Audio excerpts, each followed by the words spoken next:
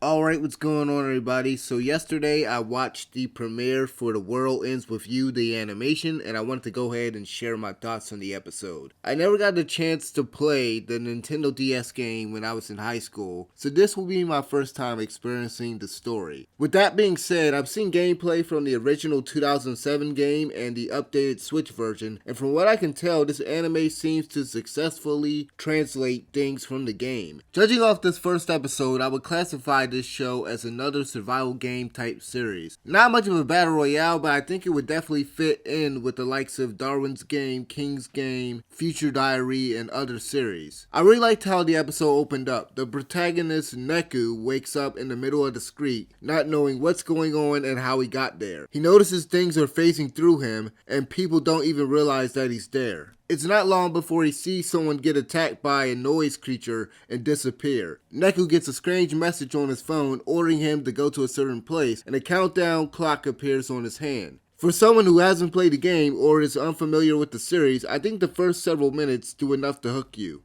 I love when shows or movies start this way, putting characters in a strange situation to get you interested in what is going on right off the bat. This show has an interesting premise. The characters are in a parallel world similar to reality called the Underground, which in concept reminds me of Reverse London from Burn the Witch. Neku and the others are participating in something called the Reaper's Game, where they're given tasks via their phones and they must complete it within the time limit or else they'll be erased from existence. The objective of players is to survive for 7 days, but then there are also Reapers that can hunt others to increase their rankings. This episode introduces a lot of the lore, main characters, and some of the mechanics from the game, but it doesn't feel bloated or slow. The episode didn't dump a whole lot of exposition on you at once. Instead, we get information as the episode went along. In the beginning of the episode, we're introduced to Shiki, a female player who becomes Neku's partner, enabling them to fight against the noise creatures that appear. I can already tell that this is going to be one of those shows that tackles the friendship theme based off of the need to form a partner pact, and that scene later on where a guy tells Neku and the others that they need to trust their partners in order to survive. Before Neku and Shiki meet two other players, Rhyme and Beat, Neku says that he doesn't like dealing with people. Given his comments and what he does when Shiki tries to help him up at the end of the episode, I get the feeling that he is a loner. This episode already begins to establish that Neku clearly has an issue.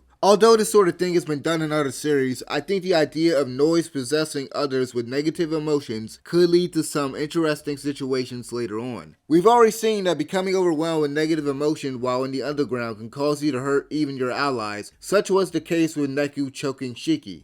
This episode also sets up a mystery regarding Neku's involvement in the Reaper game and his identity, as it's revealed that he has amnesia. Given Shiki's dialogue when Neku asks her about what's going on, we can assume that most people join the game on their free will, but that might not be entirely the case. We'll have to see. I could be totally wrong as someone who hasn't played the games, but from my perspective, I think they did a good job representing the different game mechanics. This episode featured the scanning mechanic where the players can read the minds of people that are not in the underground. In addition to the use of pins, I believe they also showed off the sync attack. Correct me if I'm wrong if that was another mechanic where the two players get this aura around them and start fighting together. The action in the episode was good for the most part. The opening sequence was cool, showing off Neku and Shiki fighting a bunch of noise creatures. While the action scenes are entertaining, the frequent slow-mo and some scenes and the way that some of the noise creatures were implemented did bother me a little. There were plenty of action scenes where the camera rotated slightly and we get a closer view of the fight while Neku and Shiki fight the noise creatures together. Noise creatures appear to be CG, which I assume outside of budgetary reasons was done to make them stand out from the human characters. I don't think they look good, and the animation on the small frog and wolf creatures was bad.